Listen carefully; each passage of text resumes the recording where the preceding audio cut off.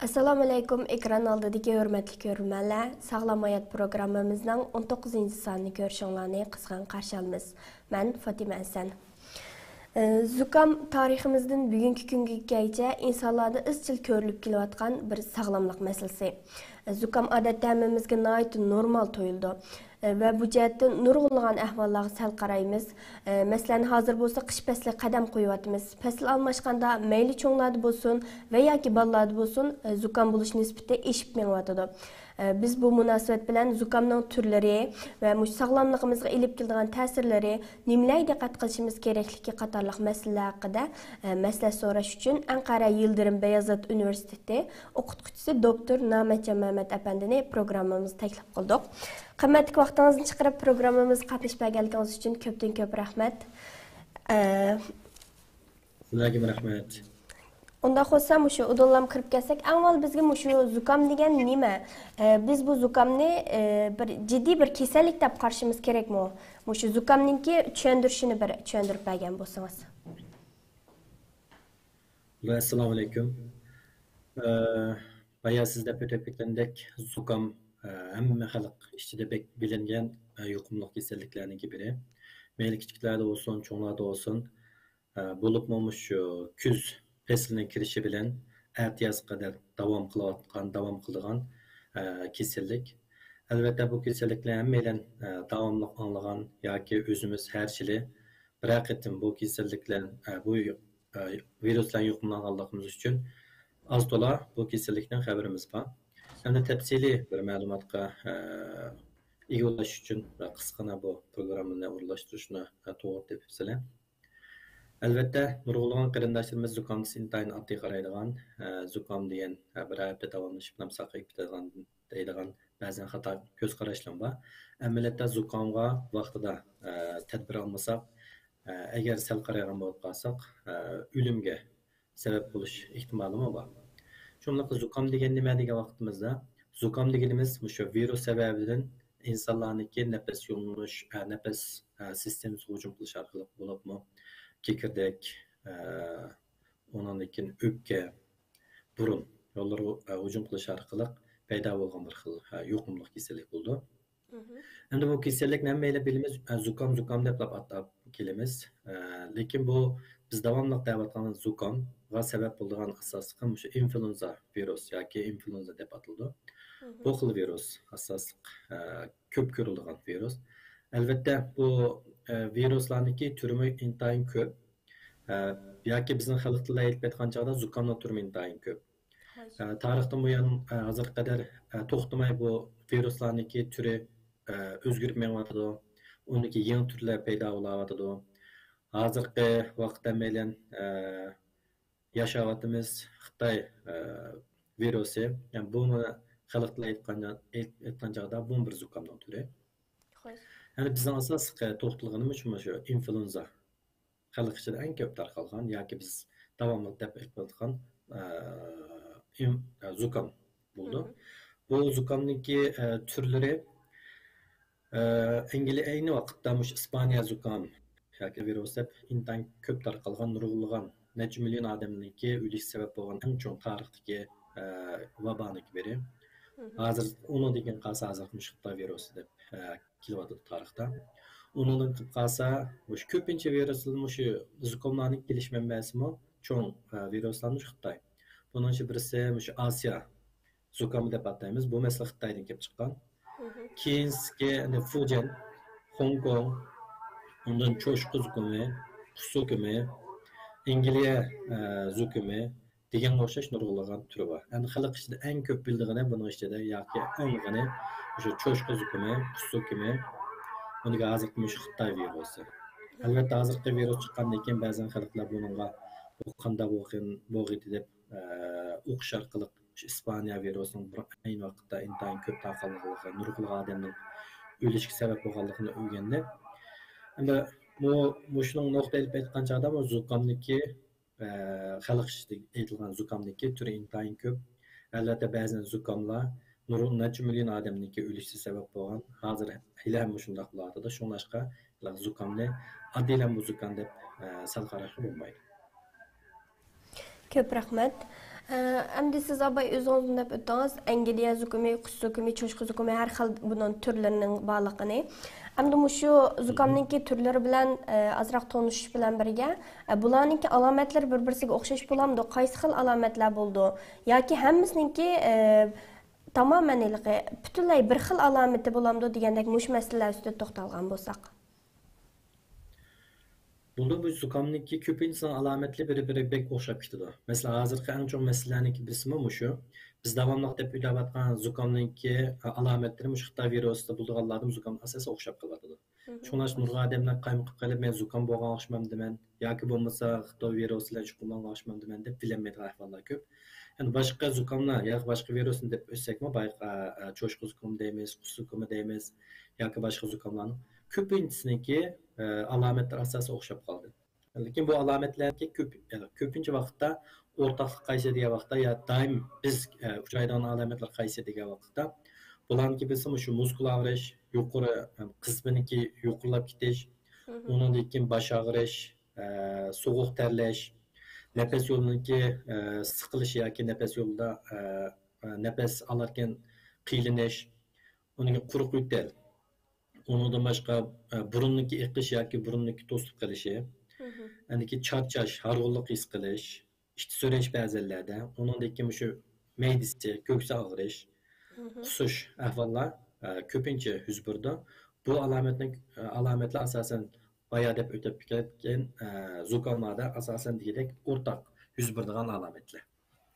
Shuningdek, ma xil ahvollar yuz beryapti. Men Xitoy virusi o'xshayman, ma xil ahvollar yuz beryapti. Men zukam, yani influenzadan yuqumlangan o'xshayman deb kesib aytishga bo'lmaydi. Buni bilishniki birdan bir shart shu doktorxonaga borib test o'tish kerak.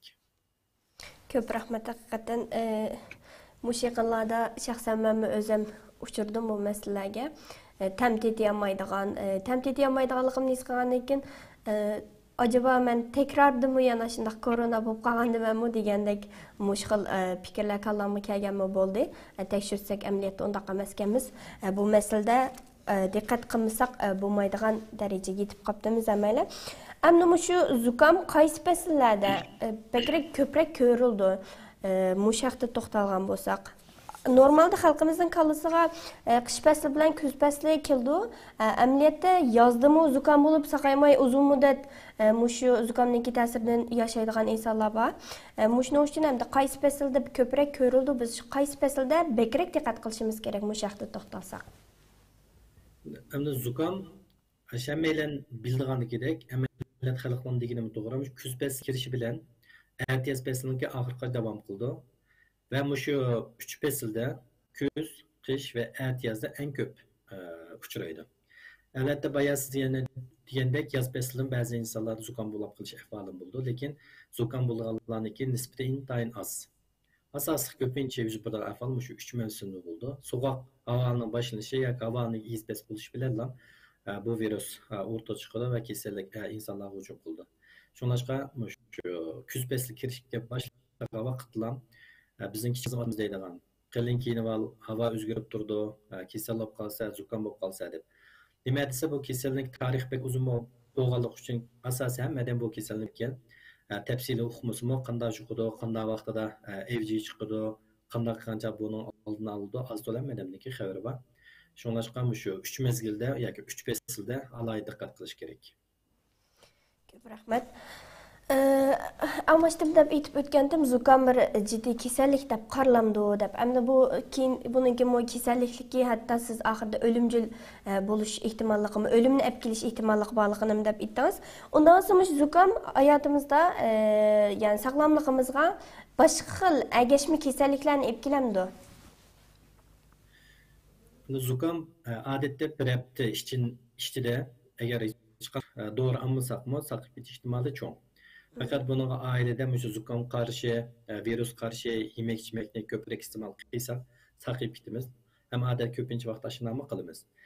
Albatta ahvolimiz qarab, qismimiz tushmasa, o'tal evji yetmasa yoki boshqa alomatlar yuqorilab maqsa, undan keyin doktorxonaga boramiz, to'g'ri ishiltamiz. Endi bu ba'zan kasallik paydo qilamdi yoki yangi bir kasalliklarning kelib chiqishiga sabab bo'lamdi degan vaqtimizda Bu köpince adamda kişilerde bağ olan yuqumsiz kasallik bo'lib qolsa, uni qo'zg'atishga sabab bo'ldi. Bularning ichida masalan o'sha zig kasallar bog'lab qolsa, zig kasal bo'lganlarda zukam bo'lgandan keyin agar darhol tadbirni olmay qolib qolsa, zig kasalligi qayta qo'zg'atishiga sabab bo'ldi. Undan keyin nafas yo'llarida siqiladigan ahvollarni keltirib chiqardi.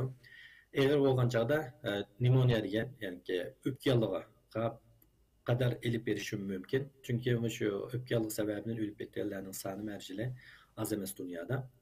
Undan boshqa shu yurak muskullariniki siqilishi, bu mushkul ahvollarniki kelib chiqishiga yo'l ochadi yoki mavjud bo'lgan kasalliklar qayta qo'zilishiga sabab bo'ldi. Ya'ni tamamen shu bizningki badanimizda bo'lgan burungi kasalliklar yoki bo'layotgan kasalliklar bo'lsa, qo'zg'alishga sabab bo'ldi, ammo yangidan bir kasallikni badanimizda paydo qilmaydi. Shundaqmi? Pnevmoniya kasalliklar yoki o'pka yallig'iniki taraqqiy qilishga sabab bo'lishi mumkin. Masalan, siz hech qanday bir o'pka yallig'i yo'q, bir odam, lekin siz zukamdan sal qarab davolansangiz, bu eg'ilishib berib, vaqtida zukam o'pka yallig'iga aylanib ketish ehtimoli bor. O yangi bir kasallik paydo qildi vaqtida. Haqiqatan zukamni kichik chaqlamasligimiz kerak.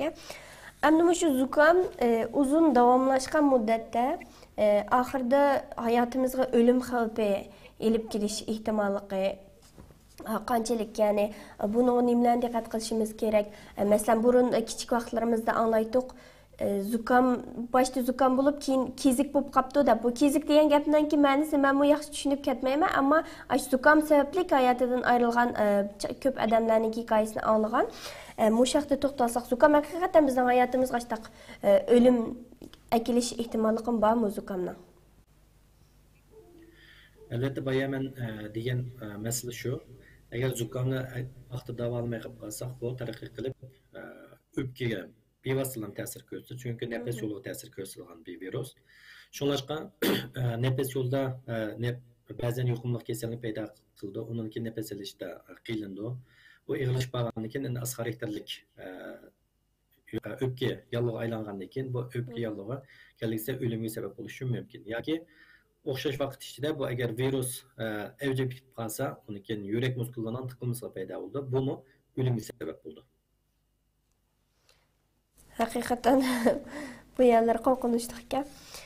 Endi bu oddiy savollar bilan boshlasak, bu programmamiz zaten xalqimizga shu xalq tilida tushuntirish orqali nimalarga diqqat qilishni odatda bizga kichik ko'ringan, diqqat qilmaydigan masalalar ustida ilib berilgan bo'lgan ekan, qaynoq suvni ko'p ichishni iste'mol qilishni tavsiya qildi ko'pincha.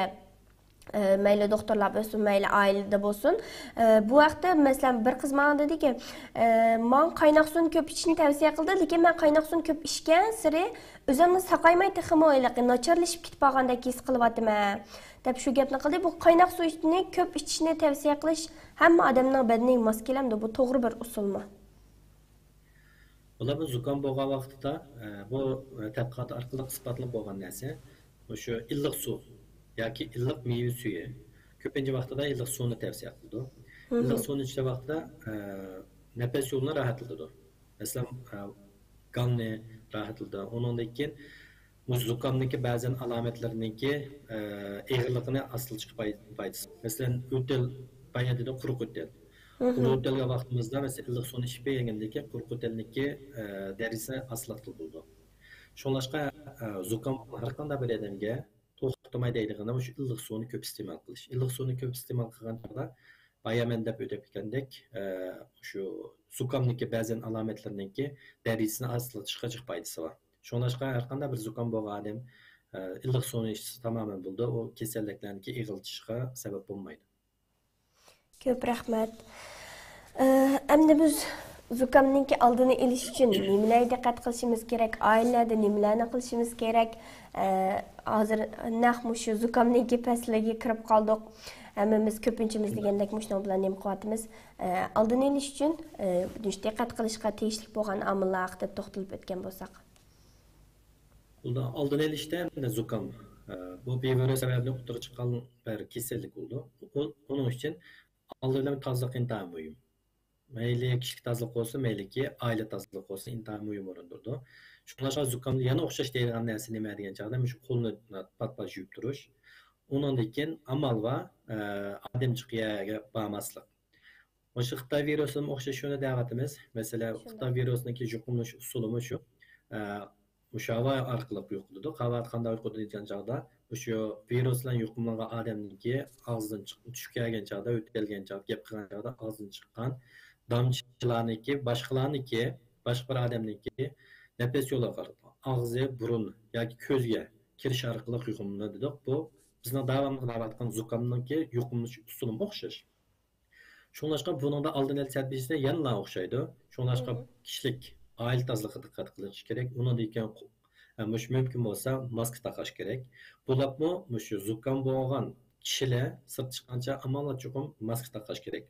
Çünkü bu maske takka vaqtda uğurlaşkan çağda, ötelgen çağda, düşkügen çağda bu dançılarınki sırtqa çıkıp gitişinin aldın ağıldı ve başkalarınki bu kesinlikle jukum qilishga aldın eliş tamamen güç katkan buldu. Şunlaşqa mümkün bo'lsa qarindoshlarimiz shu qish kuz faslim kelib qoldi zukam bo'g'oqshimam deman degan vaqtda cho'qim maska taqash bek muhim.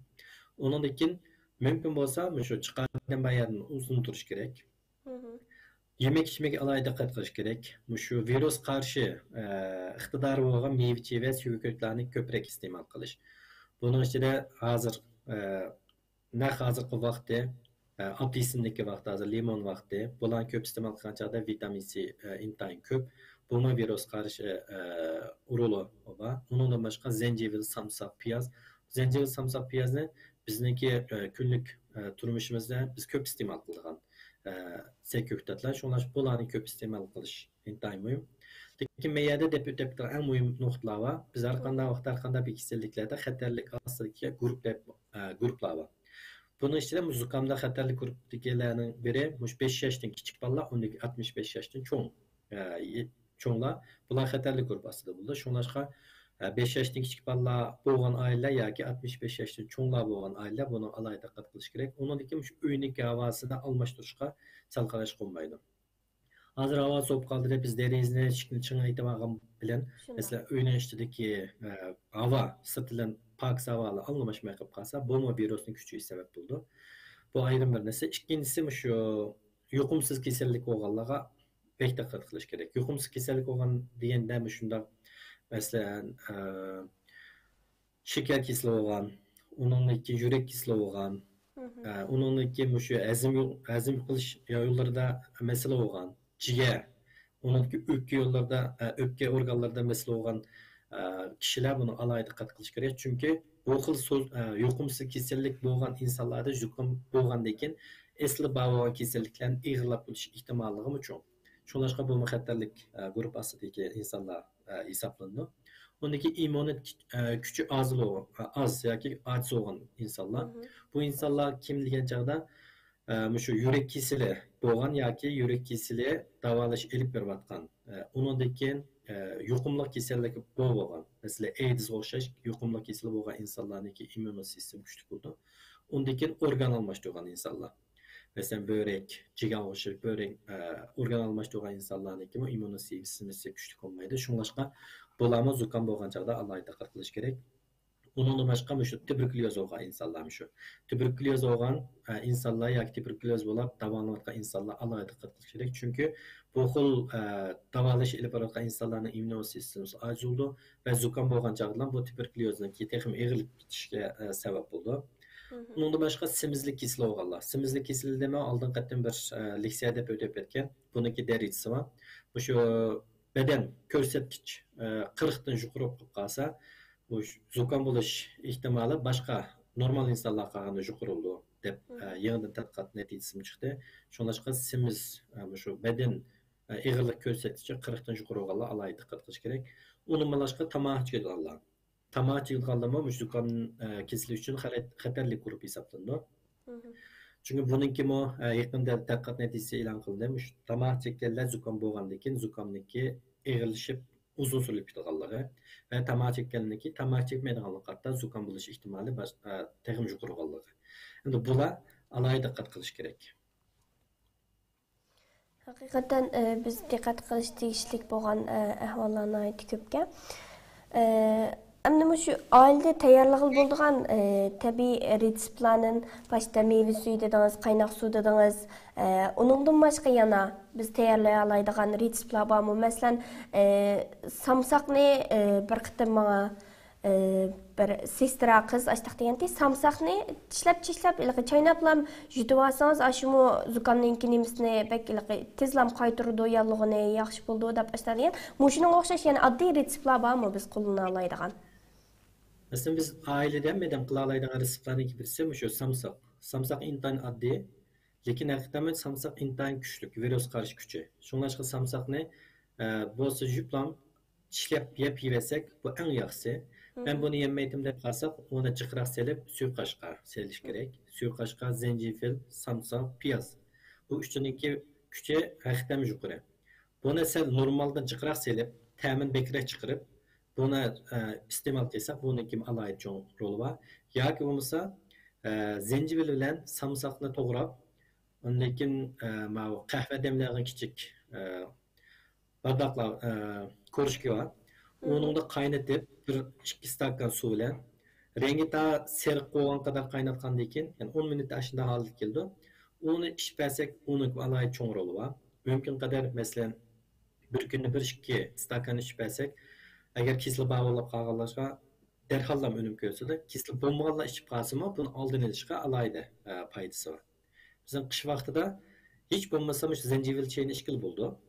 Biraz kansık oluşu mümkün, lakin bir iki tal toğraqla çayını işleselivese adet aylanda ve bunun təmin gibi adet könüp qalımız.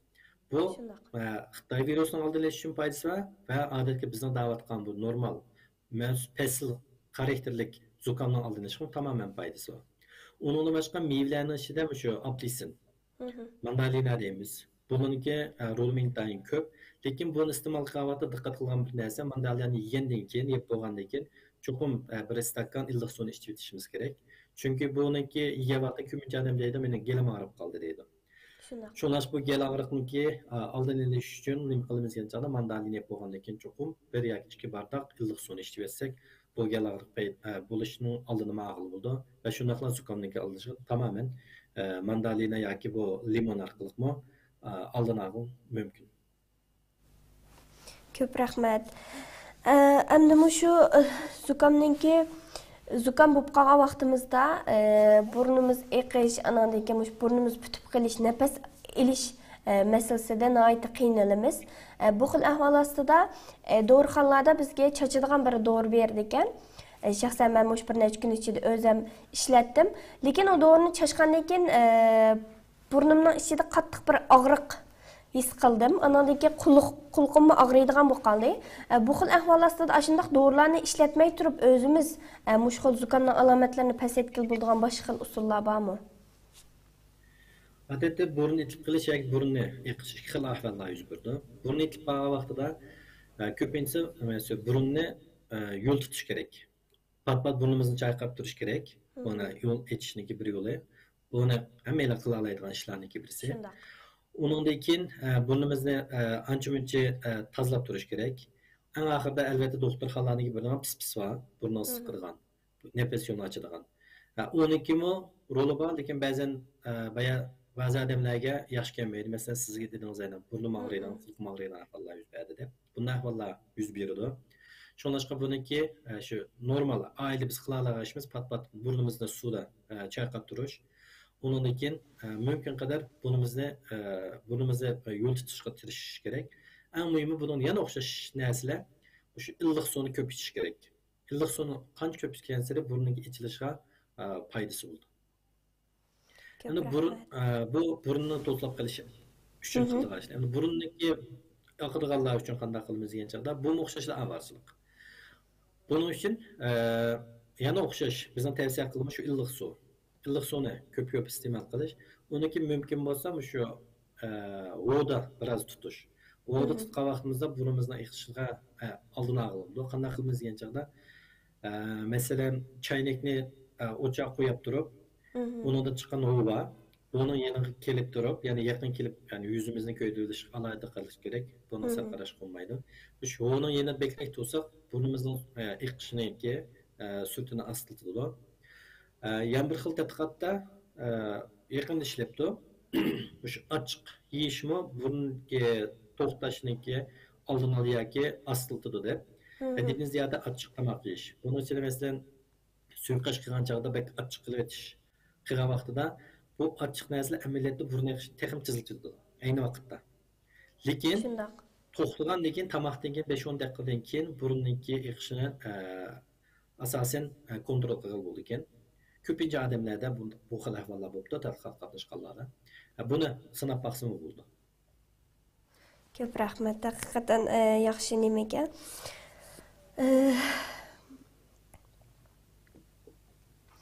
Әмді мұшы зукамға қаршы вакцина мәселесі бар.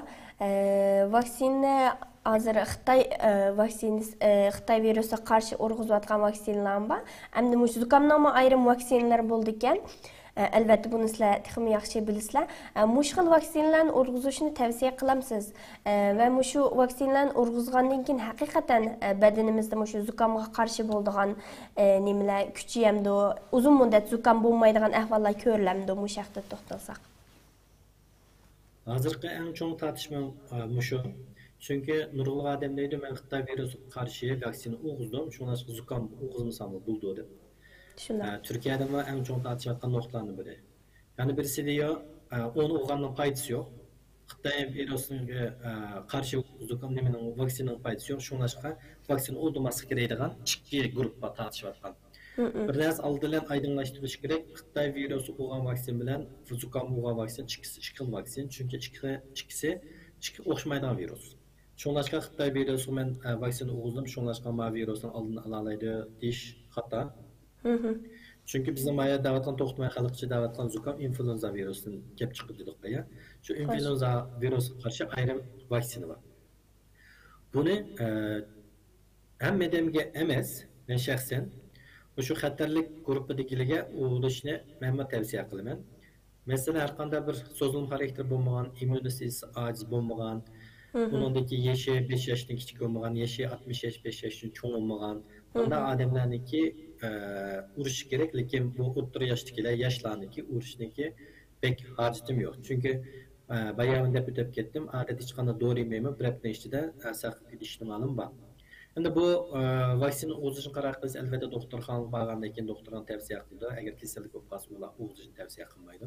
Faqat 6 oydan kichik bolalarga o'g'izilmaydi. Undan boshqa har qanday odamga muvofiq keldi deb qaraydi. Shuningdek, men bu yerda shu üzünük benimki yoqimsiz kisilim bardi. Ondan keyin men semizlik kisilik menda bor. Mening yaşım biraz çoğun. Yoki balam 5 yaşdan kichikdagi immun sistemimiz aciz. Chunki ba'zi bolalarda bunday ahvollar bo'ldi. Davomli kasal bo'lib qolgan. Ota-onalar bunu bildi. Mening balam 5 yaşdan kichik, lekin to'xtamay kasal bo'lib qoldi. Shuningdek men bularga vaksina urg'izmayman desa, bu tamamen uyg'un va urg'izish kerak. Lekin bu vaksina bir qatam urg'iziblar, endi bu xil vaqt ketadi degan olmaydi. Chunki buni har yili bir qatam urg'izish kerak. Shuningdek urg'izish tavsiya qilgan vaqt har zaman shu kuz faslining boshlanishiga ham tavsiya qildi. So'g'oq faslining boshlanadi, shu fasl kirgan chog'da bo'lsa, kelar yilgacha, odatda 1 yilgacha odamning immun sistemasiniga shu virus qarshi kuch ishlab chiqarishga tamoman foydasi bor. Lekin %100 buning foydasi yo'q. Buni aniq deyish kerak. Ba'zanlar men o'g'izgandim, men zukam bo'lib qoldim deyanim bor. Xuddi Xitoy virusi qarshi vaksinaga o'xshash. Çünkü ba'zanlar 87%, 95%, 65% deydi o. Demek shunchalik sizni qo'g'dayoladi, yana sizniki bu xil zukam bilan yuqumli qilish ehtimoliniz bor. Ammo vaksina olsangiz albatta xatarni tövəletiş ehtimoli intayin yuqori. Köpten köp rahmat. Nəhayət yaxşı bir proqram oldu deb o'ylayman. Haqiqatan biz hammamiz zukamni bek odatdagcha normal ahvolda ko'rib, mundaqlam diqqat qilmay o'tkazaymiz, lekin diqqat qilmagan asosda siz aytib o'tgandek hayotimizga ilib kelgan xavflar bo'lsin, bundan keyingi shu nafas yo'limizga aloqador masalalar bo'lsin, haqiqatan masala ko'z tutadigan bir kasallik ekan. asas jihatdan zukamni bir kasallik deb qarashimiz to'g'ri ekan. Programmamizniki oxiriga kelib qoldik. Vaqt munosabati bilan qimmatli vaqtingizni chiqarib bizga mushu xalqimizga mushu bilimlarni so'zlab berganligingiz uchun sizga tekrar ko'pdan ko'p rahmat aytamiz. Ekran oldidagi hurmatli ko'ruvchilar, sizlarning qimmatli vaqtingizni chiqarib programmamizni ko'rib berganligingiz uchun sizlarga ko'pdan ko'p rahmat aytamiz. Mayli mushu xil odatdagi kasalliklar bo'lsin va yoki sizlarningki hayotingizda sog'lomligingizda ko'rilayotgan boshqa xil kasalliklar bo'lsin, maslahat ilishni xohlaydigan, maslahat so'rashni xohlaydigan, mush haqida bir narsalarni bilgan bo'lsak, deyishni xohlaydigan har qanday talab fikringlar bo'lsa va yoki mush programmamiz qarta talab fikringlar bo'lib qolsa, har vaqt bizningki talab fikr qismiga uchur qoldirib qo'ysanglar bo'ldi. Vaqt munosabati bilan programmamizni mishada oxirlashtirish oldi turyapmiz. Ekranninki oq tarafida turib xizmat qilayotgan xizmatdoshlarimga ko'pdan ko'p rahmat aytaman. İnşallah bu da programni ko'rishgacha hammanglarni Allohga topshirdik. Allohga omonat.